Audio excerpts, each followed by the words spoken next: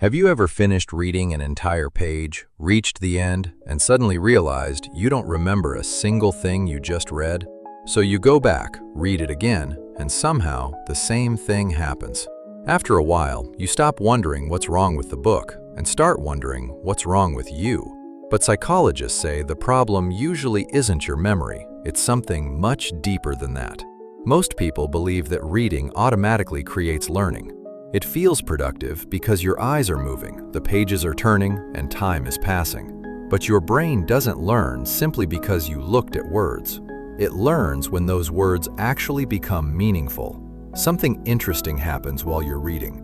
Your eyes can continue moving across the page, even when your attention has quietly disappeared. In other words, you're reading the words, but your brain has already started thinking about tomorrow's exam, a message on your phone, or something that happened earlier in the day. By the time you finish the page, your eyes have done the reading, but your mind was somewhere else. This is where many students misunderstand themselves. They think forgetting means they have a weak memory, but psychologists explain that memory begins with attention. If your attention isn't fully present, your brain never gets the chance to properly store the information in the first place. You can't remember something that your brain never truly processed. Think about the last movie you really enjoyed.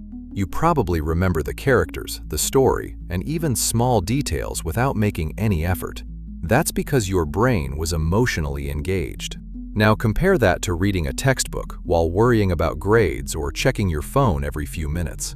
Your brain isn't fully involved, so the information never becomes important enough to keep. Emotionally, this creates a frustrating cycle. You read more because you forgot. Then you forget because you're reading without real attention. Slowly, you begin believing you're simply bad at studying.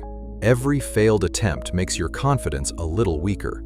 And once your nervous system starts connecting studying with frustration, concentrating becomes even harder. Psychologists often describe learning as an active process, not a passive one. The brain remembers information much more easily when it has to do something with it. Asking yourself questions, explaining an idea in your own words, imagining examples, or connecting new information to something you already know forces your brain to participate instead of simply watching words pass by. Maybe that's why some people remember almost everything they read, while others forget within minutes. The difference usually isn't intelligence, it's involvement. The brain protects information that feels useful, connected, and meaningful. Everything else slowly fades away to save energy. So if you've ever felt guilty because you keep rereading the same page, stop blaming your memory. Your brain isn't asking you to read more, it's asking you to read differently. The moment your attention becomes active instead of passive, remembering stops feeling like luck and starts becoming natural. Because in the end, people don't remember the words they simply looked at. They remember the ideas they truly understood.